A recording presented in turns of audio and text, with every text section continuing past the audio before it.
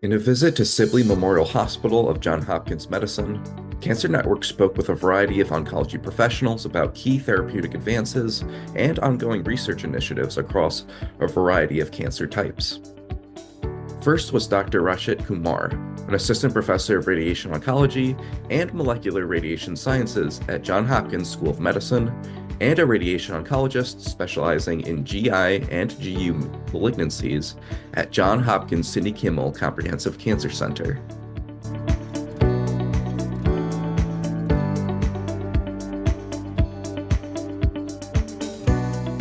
So from the GI perspective, I think that there is a host of research that's looking at therapies for that would include radiation for pancreatic, rectal, anal cancers.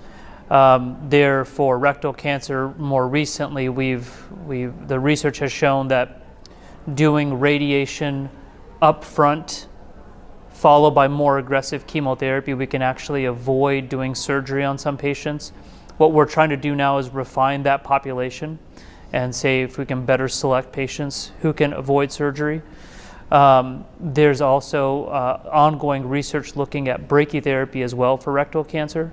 And I think that will be an area that's very exciting. So can we use that in the setting of locally advanced rectal cancer, recurrent rectal cancer, with the idea of trying to avoid big morbid surgeries in patients who have recurrent disease. And I think there's a lot of opportunity there. For pancreas cancer, there's been a lot of developments about how we should use radiation and radiation as opposed to surgery in many patients. There's been a lot of good work on that. In the world of prostate cancer, I think that there is a lot of ongoing questions about the use of what's called stereotactic radiation, short course radiation, brachytherapy, with and without the use of hormone therapy. And I think that this classic idea that patients need these long courses of radiation of 8 weeks or more is really going by the wayside. I think more and more research is saying that less is more with prostate cancer. And I think that we're showing that over and over with multiple trials that we've done and are ongoing at this time. Next, Dr. Michael Pishvaian, Director of Gastrointestinal, Developmental Therapeutics, and Clinical Research Programs, and Associate Professor of Oncology at Johns Hopkins School of Medicine.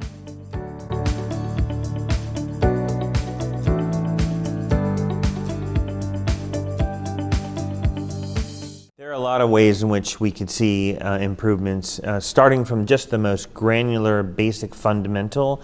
Again, something that I'm very passionate about, of making sure operationally that we have systems in place that patients are actually getting their biomarker testing from as early on in their diagnosis as possible, and that patients are getting access to drug, either on-label therapies, which sometimes people don't know to prescribe, off-label therapies, which sometimes the insurance company pushes back about, and certainly clinical trials, which we only do about 4% of patients with pancreatic cancer across this country actually enroll in a clinical trial. If we can improve all of those numbers, we'd probably make a significant impact in the whole patient population. So there's clearly at the operational level that we need to do better. At the therapeutic level, there's constantly improvements in different therapies, particularly biomarker-targeted therapies. There's a few biomarker targets out there that are showing real promise, things like MDM2 amplification, MTAP deletion, and a couple of different drugs that target that pathway, and a few others. And I think we should be able to continue to make progress in the biomarker space. And of course, the holy grail is going to be in the vaccine therapy and in the immunotherapy world. We've known for a decade plus that, for example, in pancreatic cancer and microsatellite stable colorectal cancer, that immunotherapy basically doesn't work. And we don't prescribe the drugs at all because they give no benefit. However, that paradigm may actually be changing with the vaccines, because we are seeing some evidence that a vaccine to, for example, KRAS, used in the appropriate setting, which is typically where the volume of cancer is very low, so that the immune system isn't overwhelmed and has the capacity to fight the microscopic seeds of cancer that may be there after surgery, that those vaccines might hopefully impact the cure rate, the true cure rate, and preventing the cancer coming back for more patients. Next was Dr. Nina Wagner-Johnston, a professor of oncology and the director of lymphoma drug development at the Sidney Kimmel Comprehensive Cancer Center at Johns Hopkins University, as well as a director of Hematologic Malignancies National Capital Region and co-director of clinical research for Hematologic Malignancies.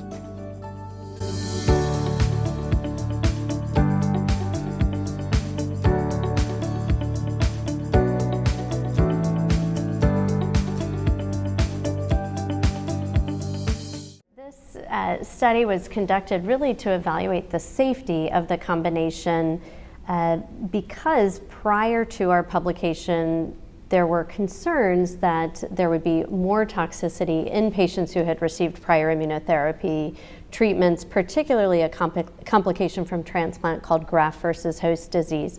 In our series, we actually evaluated that and found that this did not come about and that the combination approach was safe, which is very important because these immunotherapy approaches have become the mainstay in treating patients with Hodgkin lymphoma that has relapsed. So recognizing that we could follow immunotherapy with a bone marrow transplant safely was actually quite important.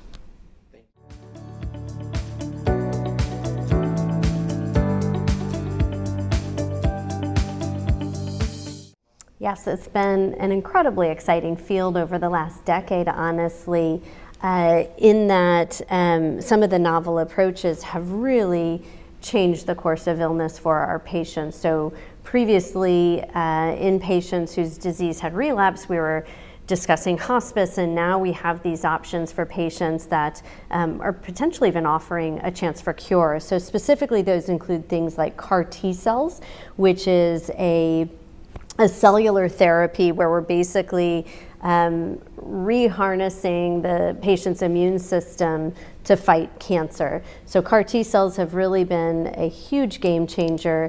Additionally, drugs like bispecifics, which are off-the-shelf treatment options for patients, again, similarly, really improving outcomes for patients with lymphoma.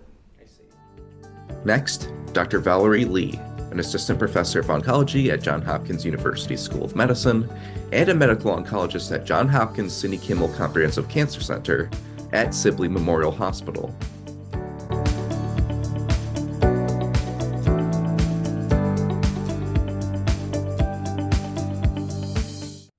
Yeah, I think again, it's going to be where the better we are able to identify how these cancers, how to subcategorize them, and then be able to go and provide more targeted and directed therapies instead of just thinking probably more broadly. That's probably where a lot of our therapies are going at this point. I think that being said, many of our patients still don't fit into the buckets, and that's where our traditional chemotherapies are still playing a big role, and that's where having our better ability to go and manage complications and side effects. So managing neuropathy, managing appetite loss and diarrhea, and sort of making sure that all of those symptoms are managed so that we can go and keep people on their therapy for as long as tolerated until we can get to that next successful, hopefully, new treatment. Next, Dr. Armin Smith, the Director of Urologic Oncology at the Sidney Kimmel Comprehensive Cancer Center at Sibley Memorial Hospital, as well as an assistant clinical professor of urology at the Brady Urological Institute of Johns Hopkins University School of Medicine.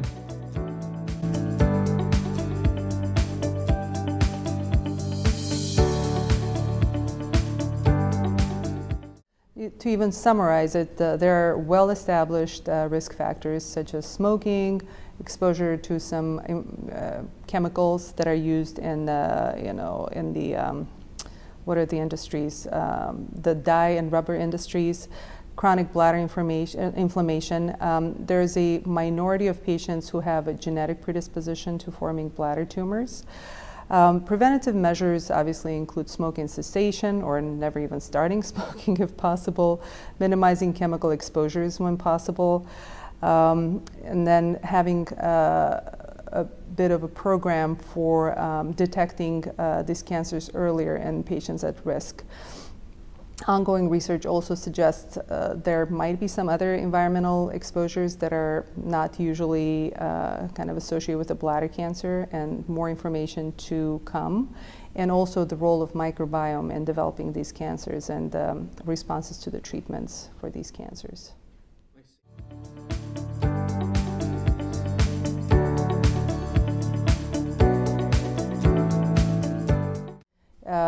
The preserving quality of life starts by selecting the proper patient for the proper treatment. You know, that's imperative.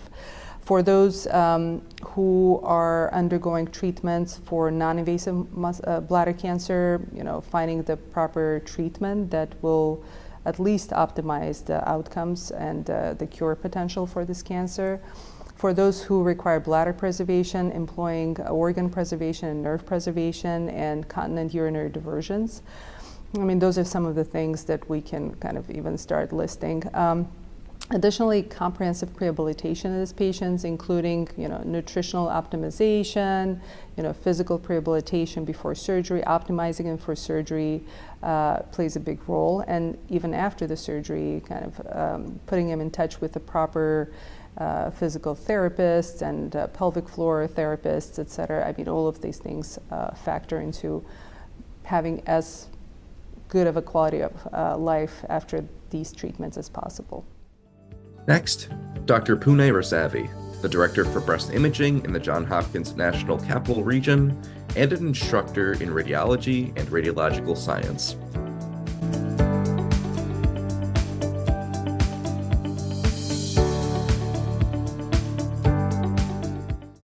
I think unfortunately the biggest gap is when patients are not informed and they do not come for their screening mammograms. Part of it is misinformation. Patients think, I don't have a family history of breast cancer, so I don't need to go for a mammogram, I don't need to be screened. Unfortunately, 75% of our new diagnoses do not have a family history of breast cancer, so really that's a misinformation. Another misinformation is patients think, oh, I'm 40, I don't need to go. Well, 1 in 6 new cancers is in the age range of 40 to 50. So really, again, that's a misinformation, and I think, you know, that serves to keep patients from coming to us in a timely manner. The other gap is access. You know, there are patients who don't have access to breast imaging, and so we're working with, particularly with Sibley, to extend access to wards that are not as fortunate of having, you know, easy access to breast imaging and breast care. So we're working with other foundations in terms of getting patients here and help facilitating their care, including transportation and cost. Finally, Dr. Kirtland DeVille, Medical Director of the Johns Hopkins Proton Therapy Center and Clinical Director of Radiation Oncology at Johns Hopkins Sidney Kimmel Comprehensive Cancer Center at Sibley Memorial Hospital.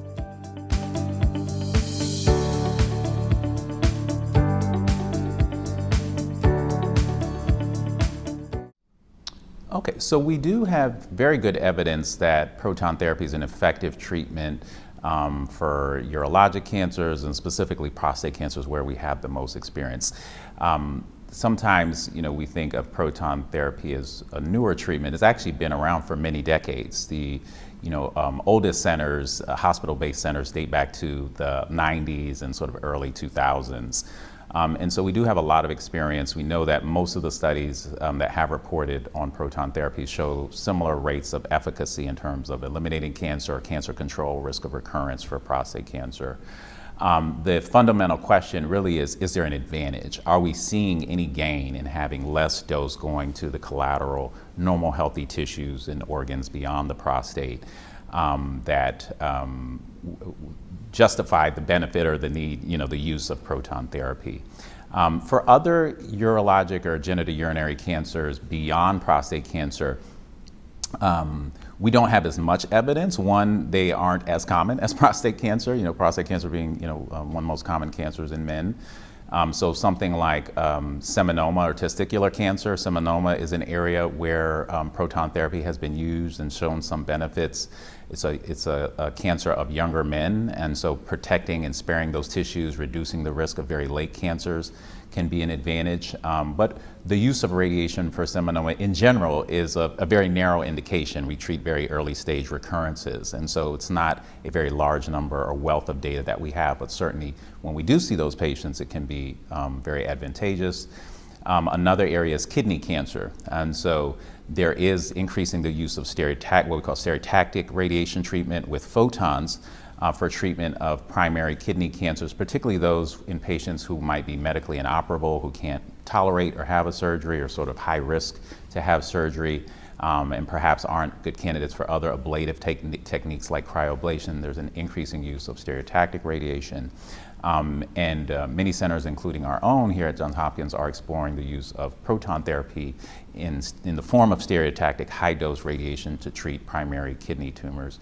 So we're increasing our use of protons beyond prostate cancer for other GU cancers.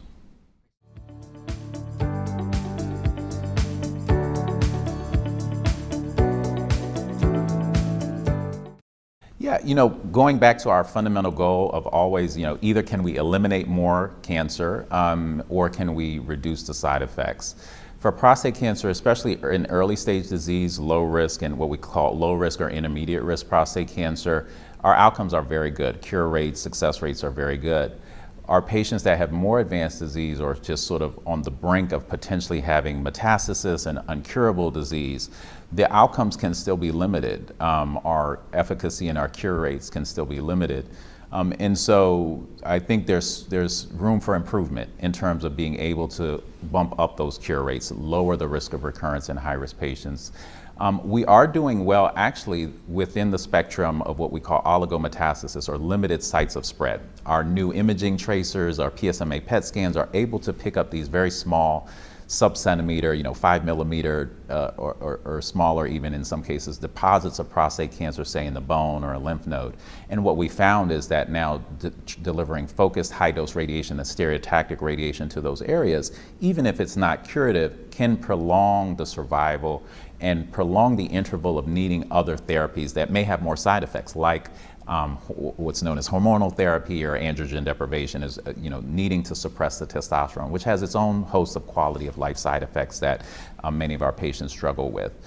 So if we can continue to advance some of our radiation techniques, our targeting, while minimizing side effects and sparing even in other treatments, I think we can continue to improve and provide our patients with better quality of life as we're managing and controlling their disease.